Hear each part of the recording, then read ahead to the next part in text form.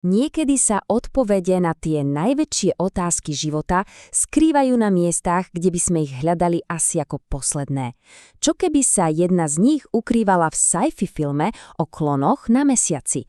Poďme sa ponoriť do jedného prekvapivého príbehu a zistiť, čo nám môže prezradiť o neduálnosti. Viete, niekedy je najlepší spôsob, ako uchopiť nejaký naozaj zložitý koncept proste cez dobrý príbeh. A ten, na ktorý sa teraz pozrieme, je naozaj fascinujúci a plný zvratov. Takže poďme na to. Predstavme si, sme na mesiaci. Na úplne odľahlej, izolovanej základni. Toto je scéna pre film s názvom Moon. A presne tu sa začína naša cesta za poznaním. Toto je Sam. A jeho situácia? No, je sám. Úplne sám. Milióny kilometrov od všetkého, čo pozná.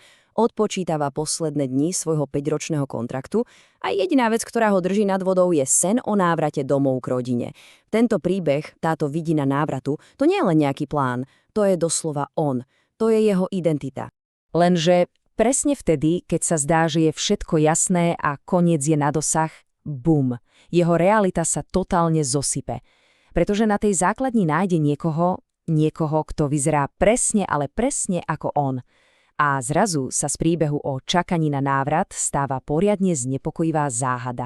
A práve tu sa to celé začína zamotávať. Ten konflikt, ten stred medzi týmito dvoma samami je totiž jadrom celého problému. Poďme sa na to pozrieť zblízka, pretože ich interakcia nám odhalí niečo zásadné. Máme tu vlastne dva póly. Na jednej strane je pôvodný Sam, ktorý sa krčovito drží svojho príbehu, spomínok, svojej identity. Je nahnevaný, zmetený. Toto je dokonalá ukážka toho, čomu hovoríme ľudský program alebo ego. A na druhej strane? Klon. Ten na to pozerá s úplne chladnou hlavou. Vidí fakty, nie príbeh. Je akoby mimo toho všetkého. Je to vlastne čisté, nezaujaté vedomie. A teraz prichádza tá najšialenejšia časť. Samovi ukážu dôkaz. A nie hociaký. Ukážu mu doslova miestnosť plnú ďalších spiacich klonov. A jeho reakcia? Nič. Absolútne popretie. Ten jeho program je taký silný, že proste nedokáže prijať pravdu, aj keď ju má priamo pred očami. Paul Hederman to vystihol úplne presne. Je to ako by ten program mal v sebe poistku, ktorá mu bráni uvedomiť si, že je len program. Samotná povaha toho príbehu mu bráni vidieť, že je to len príbeh. Je to dokonalá pasca, z ktorej zdanlivo niet úniku. Takže otázka znie, ako z tohto von. Existuje nejaká cesta? Odpoveď je áno. A je oveľa jednoduchšia a elegantnejšia, než by sa mohlo zdať. Ide len o drobnú, no zásadnú zmenu. O zmenu dôrazu. Predstavte si to takto. Snažiť sa presvedčiť sama, že jeho príbeh nie je skutočný. To je ako hádať sa s postavou vo videohre. Úplne zbytočné. Ten program to proste nikdy nepochopí. Ale čo ak zmeníme, ku komu hovoríme? Čo ak nebudeme hovoriť s tým programom, ale obrátime sa na to vedomie, ktoré ten program pozoruje a budeme hovoriť o tom programe? A toto je presne ten kľúč, ktorý platí aj pre nás. Prestať sa snažiť presviečať svoje ego, svojho vnútorného Paula alebo sama, že nie je tým, kým si myslí. To je strata času.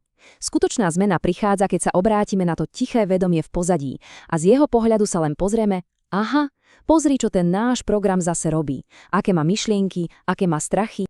Je to proste tak. To ja, ten príbeh, sa nikdy nedokáže oslobodiť samo od seba. Je to ako snažiť sa zdvihnúť stoličku, na ktorej práve sedíte. Fyzicky nemožné. Ten impuls musí prísť odinakiaľ, z inej úrovne. Dobre, takže film bol skvelá metafora. Ale ako to celé vyzerá v praxi, v reálnom živote? Poďme sa pozrieť na tento fascinujúci princíp, ktorý sa volá negatívna cesta. Len pre zhrnutie, aby sme si to ujasnili. Postava sama, to je ten náš vnútorný program, ego. Ten neustálý príbeh, ktorý nám beží v hlave. A klon, to je to čisté vedomie. Tichý pozorovateľ, ktorý to všetko sleduje, ale nie je súčasťou drámy. Existuje na to jeden starý zenový výrok, ktorý to perfektne vystihuje. Hovorí, nemôžeš použiť Budhu na hľadanie Budhy.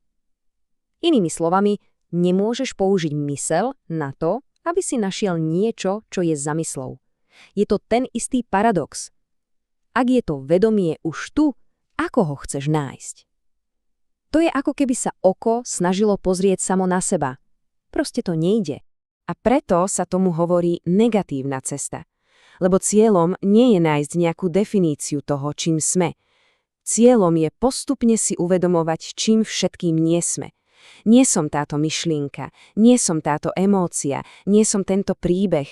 A keď postupne odhadujete všetko, čím nie ste, no to, čo zostane, tak to je ono. A to najlepšie na tom, tá logika je úplne nepriestrelná. Zamyslíme sa nad tým na sekundu. Už len to, že si dokážete uvedomiť nejakú myšlienku alebo pocit, je priamy dôkaz, že vy nemôžete byť tou myšlienkou alebo pocitom.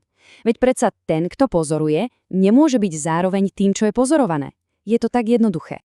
Dobre, a k čomu to celé vlastne vedie? Aký je zmysel tejto zmeny perspektívy? Aká je tá odmena na konci? A tu sa dostávame k jednému obrovskému nedorozumeniu. Cieľom totiž nie je stať sa nejakou lepšou verziou seba samého. Nie je to o tom, aby sme vylepšili svoj príbeh alebo pridali novú kapitolu s názvom Osvietenie. To by bol len ďalší trik programu. Skutočná sloboda je v tejto vete. Oslobodenie je od potreby byť oslobodený. Sloboda nie je nejaký stav, ktorý dosiahneme.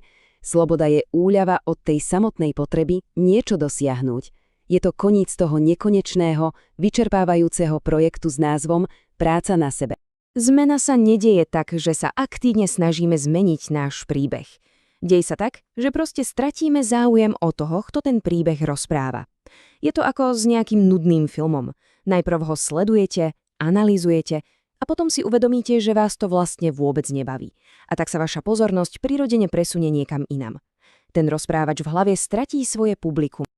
A tým sa dostávame k záverečnej otázke, ktorú si môžeme nechať tak trochu rezonovať. Keď ten neúnavný rozprávač v hlave, ten, čo stále komentuje minulosť, prítomnosť aj budúcnosť, keď na chvíľu stíchne, čo tam vlastne zostane? Odpoveď možno nie je v ďalšom príbehu ani v ďalšej myšlienke, ale možno v tom tichu, ktoré po nich príde.